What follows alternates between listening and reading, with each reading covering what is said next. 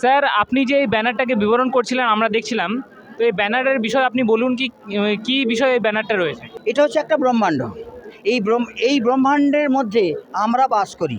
এখানে যেমন বিষ্ণুলোক, এখানে যেমন ব্রহ্মালোক, এখানে যেমন শিবলোক, আর এটা হচ্ছে পৃথিবীলোক। এই পৃথিবীলোকে আমরা বাস করি। এই পৃথিবীলোকে আমরা বাস করি, খাই দাই থাকি শুই, কিন্তু তাহলে এইরকম কালব্রহ্ম যাকে বলা হয় নিরঞ্জন, এটা হচ্ছে যে ব্রহ্মা বিষ্ণু মহেশ্বরের পিতার নাম হচ্ছে নিরঞ্জন, মা অষ্টাঙ্গী দুর্গা। তো তার এই তিনও সন্তান এই পৃথিবী লোককে পরিচালনা করে। এখানে বিষ্ণু সবাইকে খাবার দাবার থাকা মোহ মামাতা এইটাকে যোগায়, যেটা হচ্ছে যে ব্রহ্মা রজগুণের অধিকারী, এই উৎপত্তি করার জন্য সবাইকে প্রেরণা যোগায়।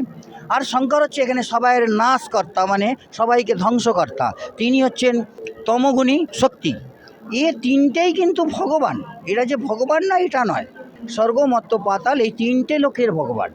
আমাদের এখানে আসার উদ্দেশ্য বা আমাদের জানার উদ্দেশ্য একটাই, সেটা হচ্ছে যে আমরা এখানে এই পৃথিবী লোকে এসেছি কিভাবে, আর এই পৃথিবী লোক থেকে যাবার রাস্তা কি।